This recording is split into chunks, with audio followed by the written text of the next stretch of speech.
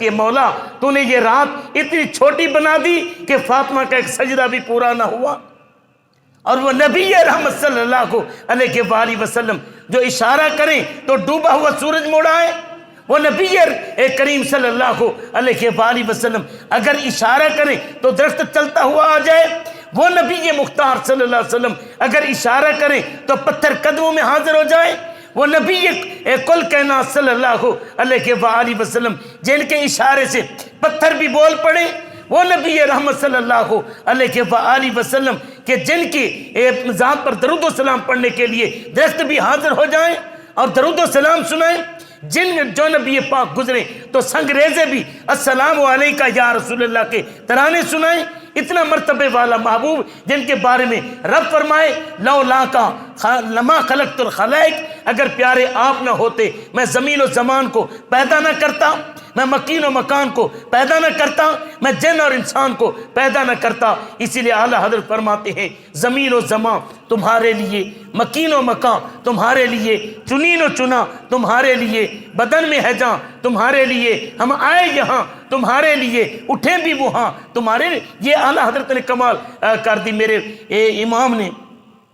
اب ذرا دیکھیں اتنا مقام ہے لیکن ادھر کیا عالم ہے. حضور صلی اللہ علیہ وآلہ وسلم اپنے رب کو منانے کے لیے مصلی پر کھڑے ہوئے. جب اپنے رب کو منانے کے لیے مصلی پر کھڑے ہوئے حضور صلی اللہ علیہ وسلم قیام لمبا کر دیا، پاؤں سوج گئے. اللہ پاک نے فرمایا یا ایھا المزمل قم اللیل الا قلیلا نصفہ او انقص منہ قلیلا او زد علیہ ورتل القرآن ترتیلا. ادھر یہ ہے کہ جناب کل کائنات کے نبی بھی ہیں، رسولوں کے رسول بھی ہیں، نبیوں کے نبی بھی ہیں اور اول و آخر کے نبی بھی ہیں، اللہ کے محبوب بھی ہیں، مگر پھر بھی رات کو اپنے رب کو مناتے ہیں. ادھر جرموں پر جرم اور پھر بھی بہانے، گناہوں پر گناہ پھر بھی بہانے، خطاؤں پر خطا پھر بھی بہانے. اب ذرا دیکھیے ادھر عالم کیا ہے، ادھر عالم کیا ہے. حضرات اسی وقار ہائے ہائے ہائے ہم نے اللہ پاک یہ فرماتا ہے لا یکلف اللہ، میں نے تیرے ذمہ نماز لگائی ہے نا، میں جانتا ہوں تو پڑھ سکتا ہے. جو نہیں پڑھ سکتے رب کہتے ہیں میں نہیں پوچھوں گا، جو نہیں پڑھ سکتے رب کہتے ہیں میں نہیں پوچھوں گا. میں نے تیرے ذمہ زکوٰۃ لگائی ہے، جو نہیں دے سکتے میں نہیں پوچھوں گا. میں نے تیرے ذمہ روزے لگائے ہیں، جو نہیں رکھ سکتے رب کہتا ہے میں نہیں پوچھوں گا. اور جو حج ذمہ لگایا ہے، جو حج نہیں کر سکتے رب کہتا ہے میں نہیں پوچھوں گا. لیکن جن کے ذمہ لگایا ان میں طاقت بھی تھی، انہوں نے نماز نہ پڑھی، انہوں نے روزہ نہ رکھا، انہوں نے حج نہ کیا، انہوں نے زکوٰۃ نہ دی، انہوں نے شریعت کی پابندی نہ کی، انہوں نے ہیلے بنائے، انہوں نے بہانے بنائے. رب فرماتا ہے سنو پھر میں رب ہو کر کیا کروں گا، ان بطش ربک لشدید، میں رب ہوں اور میری پکڑ بہت سخت ہے. رب کی پکڑ بہت سخت ہے. اور جنہوں نے رب کی قدرت کو مانا، رب فرماتا کیا ہے لہا ما کسبت. اگر تو نماز پڑھتا ہے نا رب پر احسان نہیں ہے، اس میں فائدہ تیرا ہے، اس میں فائدہ تیرا ہے. لہا ما کسبت، نماز جو پڑھ رہا ہے نا، روزہ رکھ رہا ہے، تو سردی میں وضو کر کے آیا، بڑی مشکل سے تو مسجد تک پہنچا، تیرے پاؤں ٹھنڈے ہو گئے، تیرے جسم کانپتا رہا، لیکن تو مسجد میں فجر کی نماز کے لیے پہنچا. تو پھر سن رب کہتا ہے اس کا صلہ میں تجھے عطا کروں گا. میرے نبی رحمت صلی اللہ علیہ وآلہ وسلم نے، میرے نبی رحمت صلی اللہ علیہ وآلہ وسلم نے کیا فرمایا؟ میرے کریم آقا صلی اللہ علیہ وسلم ارشاد فرماتے ہیں جو عمل تو کر رہا ہے، دین کے اوپر جو تو عمل کر رہا ہے، اس کا صلہ تجھے ملے گا. یارو ہم نے سارا کچھ چھوڑ دیا، ہم نے سارا کچھ چھوڑ دیا، ہم نے بہانے بنائے، نفس کے پیچھے چلے جا رہے ہیں، نفس کے پیچھے چلے جا رہے ہیں اور بہانے بناتے ہیں. نہیں جی مجھے یہ مجبوری بن گئی جی، مجھے یہ مجبوری بن گئی جی، مجھے یہ مجبوری بن گئی. اب اس کے مقابلے میں اگر دنیا کا کام آ جائے تو ساری مجبوریاں ختم ہو جاتی ہیں، سارے درد ختم ہو جاتی ہیں، ساری پیڑیں ختم ہو جاتی ہیں، سارے ہیلے ختم ہو جاتے ہیں، سارے کام دنیا کے ہم کرتے ہیں مگر رب کا کہنا نہیں مانتے. رب کا کہنا نہیں مانتے۔ ذرا سنیے، یہاں پر حضرت مولانا روم رحمۃ اللہ تعالی علیہ فرماتے ہیں نفس ما ہم کم تر از فرعون نیست۔ لوگوں، جو اندر بیٹھا ہوا نفس ہے نا، یہ فرعون سے کم نہیں ہے۔ اندر بیٹھا ہوا فرعون نفس، جس کے بارے میں حضرت یوسف علیہ السلام نے سورہ یوسف کے اندر اللہ پاک نے یوسف علیہ السلام کا قول نقل فرمایا، قرآن بنایا، قاری پڑھتا رہے گا، حافظ پڑھتا رہے گا، ایک ایک حرف کے بدلے انہیں 10 نیکیاں ملتی رہیں گی۔ فرمایا وما ابرئ نفسی ان النفس لامارۃ بالسوء الا ما رحم ربی۔ فرمایا کہ وہ سلطان حضرت بلے شاہ فرماتے نا، نفس پلیت پلیت چکیتا اسا اصل پلیت نہ سے۔ نفس کے پیچھے ہم لگ گئے، خواہشات کے پیچھے لگ گئے، ذاتیات کے پیچھے لگ گئے، عرش کے پیچھے لگ گئے، دنیا کے پیچھے لگ گئے۔ حضرت مولانا روم رحمۃ اللہ علیہ فرماتے نفس ما ہم کم تر از فرعون نیست۔ فرماتے ہیں کہ میرا نفس کسی فرعون سے کم نہیں ہے، اور فرمایا کہ لیکن ایرا اون نیست، فقط فرق یہ ہے کہ اس کے پاس دنیا کے سپاہی تھے، اس کے پاس دنیا کی دولت تھی، اس کے پاس دنیا کا حرص تھا، اس کے پاس دنیا کے انبار تھے۔ اس نفس کے پاس وہ چیزیں نہیں ہیں، اس نفس کے پاس چیزیں نہیں ہیں۔ اس کے پاس لشکر تھا، اس کے پاس وہ کہتا کیا تھا، کیا میرے پاس ملک نہیں ہے؟ اگر اللہ کے پاس ملک ہے تو میرے پاس بھی تو ملک ہے۔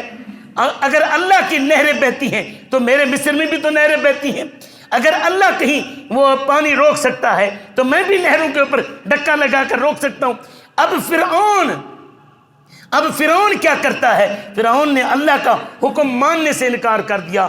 اب ذرا ہم سوچیں، کیا ہم اللہ کا حکم مان رہے ہیں؟ ہم بھی تو اللہ کا حکم نہیں نہ مان رہے، ہم بھی تو اللہ کا حکم نہیں مان رہے۔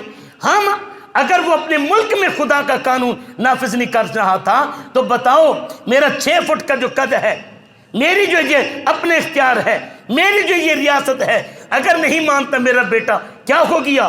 نہیں مانتی میری بیوی کیا ہوا؟ نہیں مانتے میرے گھر والے کیا ہوا؟ نہیں مانتے میرے محلے والے کیا ہوا؟ نہیں مانتے میرے معاشرے والے کیا ہوا؟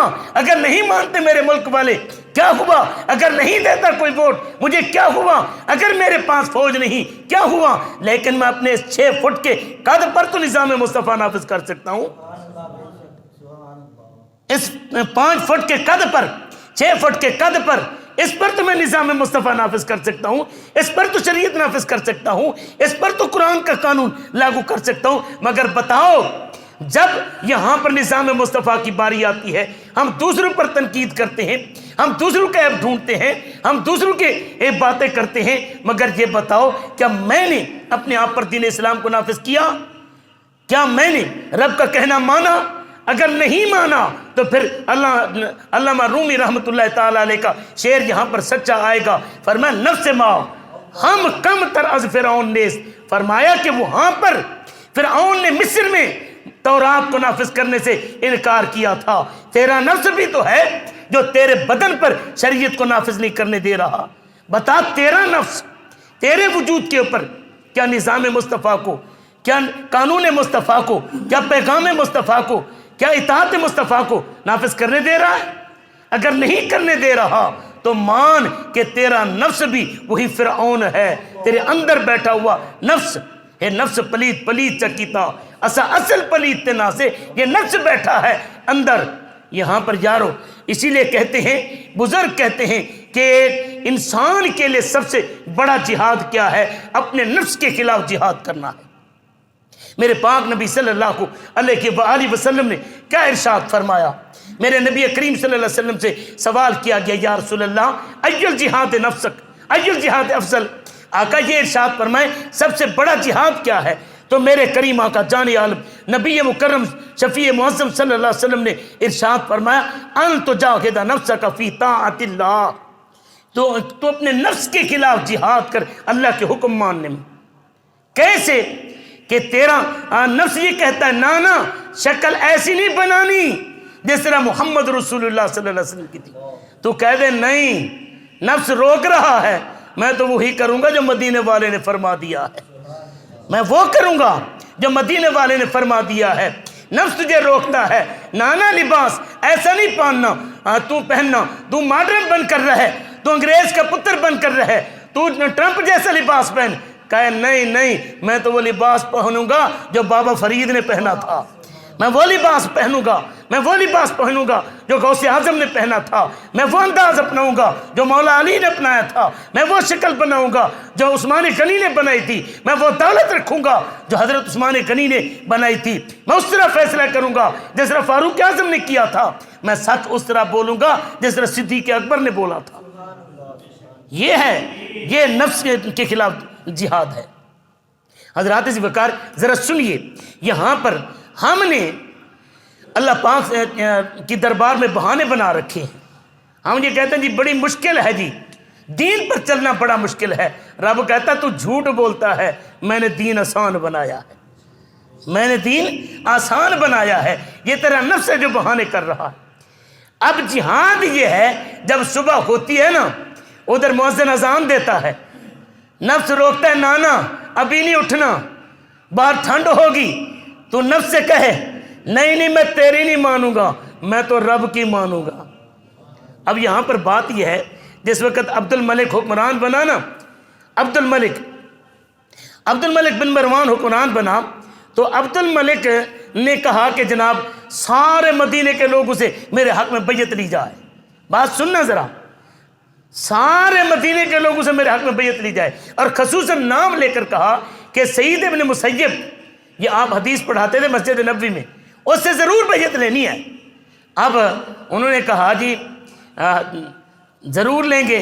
अब आपके शागिर्दों को पता चला तो आपके पास आ गए, कहने लगे हज़रत अब्दुल मलिक ने बैयत लेने की बात की है और आपका स्पेशल नाम लिया है, हुजूर आप उसकी बैयत करेंगे? फरमाया वो तो ना अहल है, मैं तो उसकी बैयत नहीं करूँगा।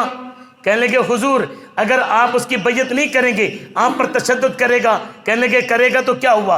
हुजूर मेहरबानी फरमाए, आपका बदन कमज़ोर है, आप दीन का काम कर रहे हैं, दीन के काम में रुकावट होगी, मेहरबानी फरमाए आप 2 दिन जब तक वो बैयत नहीं ले लेता आप मस्जिद में ना आए। फरमाया कि लफ्ज़ सुनने वाले हैं, लफ्ज़ सुनने वाले हैं। फरमाया उधर अल्लाह की तरफ से बुलावा आए, उधर अल्लाह की तरफ से बुलावा आए, हय्या अलस सलाह हय्या अलल फलाह। और सईद इब्न मुसय्यब बिस्तर पर लेटा रहे, घर में बैठा रहे, हुजूर घर में नमाज पढ़ लेना। फरमाया नहीं नहीं, रब मस्जिद में बुलाता है, सईद मस्जिद में आएगा,